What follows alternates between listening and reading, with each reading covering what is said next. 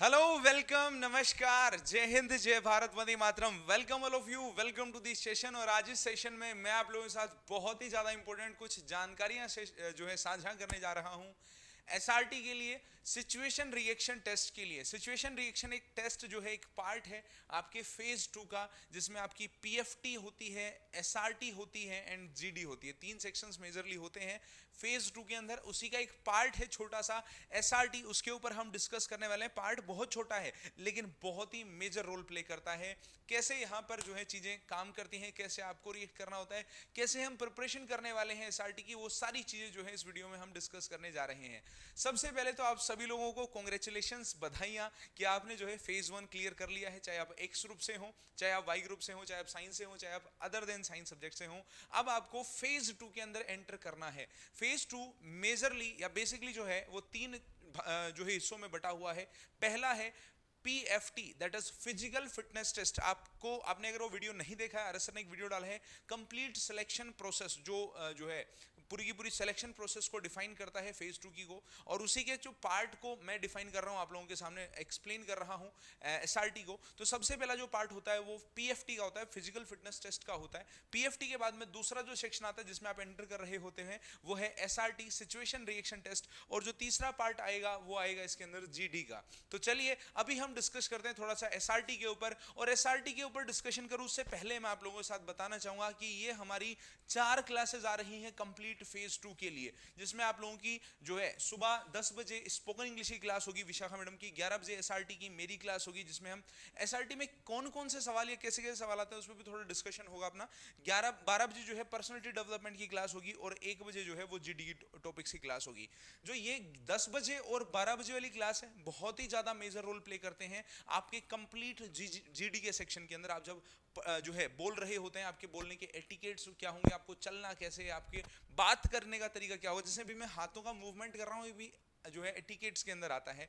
जैसे मैं आपके सामने बोल रहा हूँ, ये भी एक एटिकेट्स के अंदर आता है। तो ये आपको सिखाए जाएंगे क्योंकि अभी आप कच्चे घड़े हैं, तराशने की जरूरत है। तो आप जो है चारों की चारों क्लासेस लेनी है आपको, बहुत ही कंपलसरी है, ताकि आप जो है अपनी प्रिपरेशन के अंदर बिल्कुल भी कमी ना छोड़ पाए। तो चलिए मैं अभी जो बात करने जा रहा हूं वो बात मैं करने जा रहा हूं एसआरटी के ऊपर, सिचुएशन रिएक्शन टेस्ट के ऊपर। नाम से ही पता चल पा रहा है सिचुएशन रिएक्शन टेस्ट। जैसी सिचुएशन है उस पर आप जैसा रिएक्शन करेंगे उसी का ये टेस्ट होने जा रहा है। थोड़ा सा ओवरव्यू अगर मैं लूं तो जो है अगर आप यहां देख पा रहे होंगे तो ये जो है आपका एयरफोर्स का सिलेक्शन प्रोसेस कुछ इन भागों में बांटा गया। फर्स्ट फेज में जो है आपके ऑनलाइन टेस्ट होते हैं, सेकंड फेज में पीएफटी फिजिकल फिटनेस टेस्ट होता है, दूसरा जो अडेप्टेबिलिटी टेस्ट 1 है एसआरटी है उसके ऊपर थोड़ी बातचीत करेंगे, तीसरा जो है adaptability test 2 that is GD होता है। तो एसआरटी में मेजरली क्या क्या चीजें होती है, कैसे काम करती हैं। एसआरटी के अंदर लगभग 45 क्वेश्चंस आते हैं। अगर मैं जो है रफली बात करता हूं आपके लिए तो लगभग 45 क्वेश्चन आते हैं, लगभग 30 मिनट का समय होता है आप लोगों के लिए। यहां पर क्वेश्चन किस प्रकार के आते हैं उन पे बात करेंगे। एक रफली एग्जांपल लेता हूं, मान लेता हूं कि आप जो है रास्ते से जा रहे थे, आपने देखा कि सामने एक्सीडेंट हो गया, आप वहां पर कैसा रिएक्ट करेंगे। एसआरटी दो तरह का होता है बेटा। पहला तो ये आपके सामने कंडीशन दे देगा, सिचुएशन दे देगा, आगे फिल इन द ब्लैंक छोड़ देगा और बोलेगा रिएक्ट करिए इस पे, आपका रिएक्शन क्या होगा वो आपसे पूछेंगे। तो ये जो मैं बात कर रहा हूं फिल इन द ब्लैंक्स वाली, ये आपके एसएसबी में होता है, जो कि एनडीए सीडीएस एफकेट वाले बच्चों के लिए होता है। जो एफकेट 5 डे इंटरव्यू प्लान है उसके अंदर जो है ये वाला एसआरटी होता है। लेकिन एयरफोर्स की अगर मैं बात करता हूं तो यहां पर ऐसा नहीं होता, यहां पर दूसरा टाइप का एसआरटी होता है कि आपके सामने कोई सिचुएशन क्रिएट कर दी है, अब नीचे 4 ऑप्शन दिए गए, फिल इन द ब्लैंक्स नहीं, हाँ फिल इन द ब्लैंक्स है लेकिन 4 ऑप्शंस के साथ में, उन 4 ऑप्शंस में से आपको सेलेक्ट करना होता है। बहुत ही प्यारा तरीका होता है इन क्वेश्चंस को सोल्व करने का, और यहां पर बहुत बेनिफिट भी है यार कुछ चीजों का। थोड़ा सा मैं डिटेल में आपको बताता हूं कि एसआरटी है क्या और हम इसकी तैयारी कैसे करने वाले हैं। SRT for air force X Y, air force X की स्टूडेंट हो चाहे वाई की स्टूडेंट हो, आपको ये देना ही है। अडेप्टेबिलिटी टेस्ट 1, जो जिसको नाम दिया गया है एसआरटी को हम अडेप्टेबिलिटी टेस्ट 1 में रखते हैं, is conducted for all candidates who have clear PFT. जिन्होंने भी पीएफटी क्लियर कर लिया होता है उनके लिए एसआरटी कंपलसरी है। It is basically psychologically aspect test used to judge the mental ability of a candidate. किसी भी कैंडिडेट के साइकोलॉजिकल और मेंटल एबिलिटी को कंडक्ट करने के लिए, जांचने के लिए जो है कंडक्ट कराया जाता है, टेस्ट करने के लिए कंडक्ट कराया जाता है. तीसरी बात सुनिएगा, इन includes SRT situation reaction test में जो है where candidate are given 45 situations, 45 situation दी जाती हैं, 45 क्वेश्चन दिए जाते हैं एमसीक्यूज के फॉर्मेट में, मल्टीपल चॉइस आंसर्स के फॉर्मेट में, and you have to and the student have to solve it under the time duration of approximately 30 minute. लगभग 30 मिनट में आपको इसको सोल्व करना होता है. कुछ और विशेष बातें जिनके मिथ्स बच्चों के अंदर हैं या जो क्लियर होने बहुत जरूरी है एसआरटी के बारे में, वो ये है कि there is no negative marking in SRT. SRT में कोई भी नेगेटिव मार्किंग नहीं होती, there is zero negative marking. तो क्या सर सभी सवालों के आंसर्स हमें जो है करने हैं? हाँ, आपको एसआरटी में हर एक सवाल का जवाब देना होता है. तो क्या सर जो हम आंसर करते हैं वो सही बाकी सब गलत? नहीं, ऐसा नहीं है. ये बहुत ही बड़ी डाउट है, बच्चों को पता भी नहीं होता इसके बारे में. There will be 4 option, 4 option होते हैं. गलत कभी भी कोई जवाब नहीं होता है बेटा.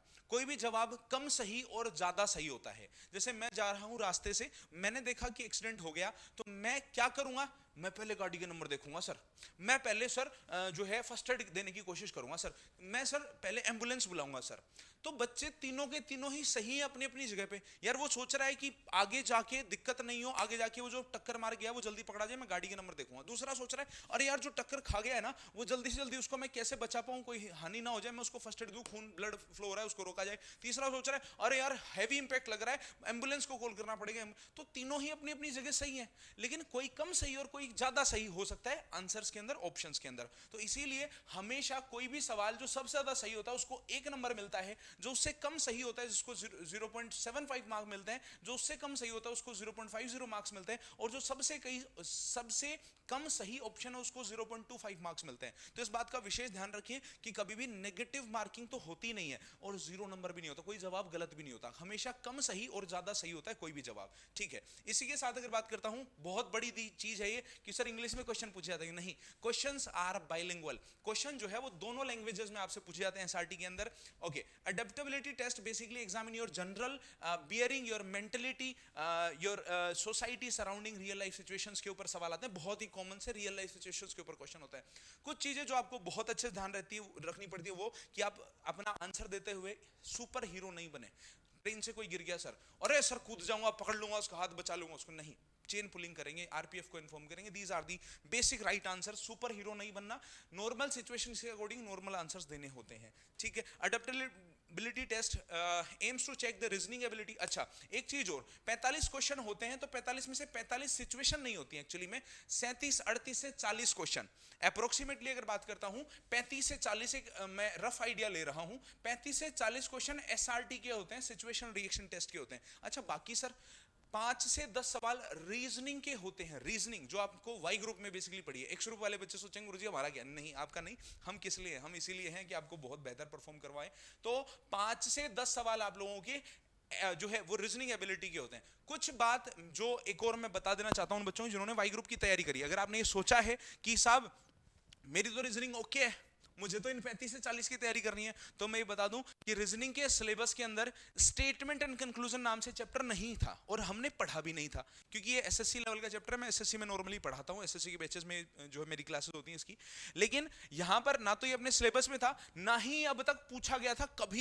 कभी भी एयरफोर्स में नहीं पूछा गया था स्टेटमेंट एंड कंक्लूजन. लेकिन अभी जो रिसेंटली 3 महीने पहले आप लोगों का 3-4 महीने पहले जो फेज 2 हुआ है एयरफोर्स 1 2023 का, वहां से रिव्यू लेने पे बच्चों से पता चला है 2 क्वेश्चन ये जो स्टेटमेंट एंड कंक्लूजन कथन व निष्कर्ष चैप्टर है इससे आए हैं. तो आपको और रीजनिंग अभी पढ़नी पड़ेगी. जिनको ये अगर लग रहा है कि मैंने तो वाई ग्रुप की तैयारी कर रखी है, तो ऐसा कुछ नहीं है. रीजनिंग बिल्कुल बेसिक सिरे से, बिल्कुल उस तरीके से पढ़ेंगे जो आपके पेपर में आती है, जैसी आपके पेपर में आती है. तो इसीलिए रीजनिंग पढ़नी पड़ेगी. तो बेसिकली ये पूरा का पूरा पैटर्न रहने वाला है आपकी एसआरटी का.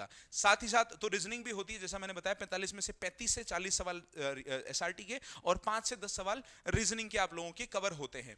चलिए, तो ये आपको कुछ बेसिक्स बताए मैंने एसआरटी के, कुछ हैक्स बताए कि यार यहाँ बच्चों के मिथ्स क्रिएट होते हैं दिमाग में, इनको क्लियर रखिएगा। एक दो सवाल मैं आपको दिखा करके जा रहा हूँ कि यार ऐसे क्वेश्चन बेसिकली बनते हैं। ये कुछ जो है आपके सामने सिचुएशंस को हैंडल करने के कुछ तरीके हैं, आप इनको पढ़ सकते हैं कि विस्तार से जवाब नहीं देना, छोटा पॉजिटिव जवाब देना है, सटीक जवाब देना है, तेजी से लिखने के लिए वाक्यों के बीच में जो है मतलब कि ये ऑप्शंस के ऊपर आपको अप्लाई करने वाली चीजें हैं कि एक से दूसरे सवाल पे जल्दी से जंप नहीं करना है, क्योंकि एग्जामिनर चाहता है आप हर सिचुएशन को फेस करें।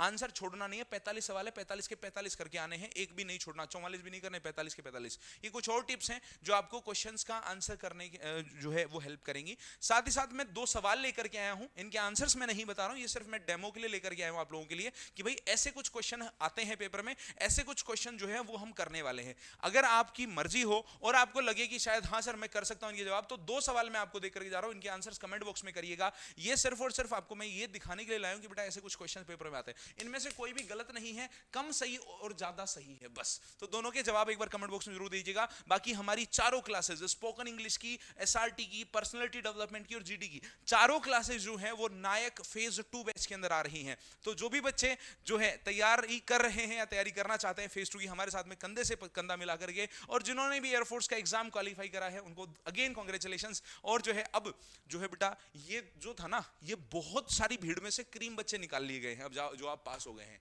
अब इस क्रीम में से अल्ट्रा क्रीम मक्खन निकाला जाएगा। तो अब मक्खन की तैयारी करना शुरू कर दीजिए। नायक फेज 2 बैच आप लोगों के लिए आ रहा है, डेडिकेटेड स्पोकन की क्लास मिलेगी आपको, इसमें पर्सनालिटी डेवलपमेंट की क्लास मिलेगी, 80 से ज्यादा जो है जीडी के टॉपिक्स आपको मिलेंगे, एसआरटी होगी आपकी इसके अंदर जो है पोल, लीडर बोर्ड और रैंकिंग के साथ में, पॉजिटिव नेगेटिव मार्किंग, नेगेटिव तो होगी नहीं, चलो पॉजिटिव मार्किंग के साथ के अंदर लीडर बोर्ड आएगा, पूरी की पूरी क्लास की पीडीएफ आपको इसमें मिल जाएगी, और आप जो है हमसे रिकॉर्डेड वीडियो ले सकते हैं, आप हमसे फोन पे भी बात कर सकते हैं, आपको ये अपॉर्चुनिटी भी मिलती है। तो जो भी बच्चा है तैयारी करना चाह रहा है, अब आगे जो है बेटा डबल मेहनत करनी है, क्योंकि इस स्टेज पे आकर के अगर आप फेल हो जाओगे तो दुख बहुत होगा।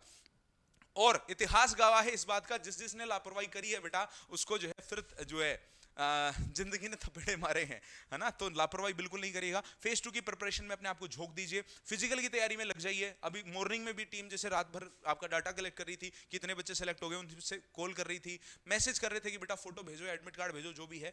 तो सुबह 4 बजे भी बच्चों के रिप्लाई आ रहे हैं, सर मैं तो ग्राउंड में आ गया।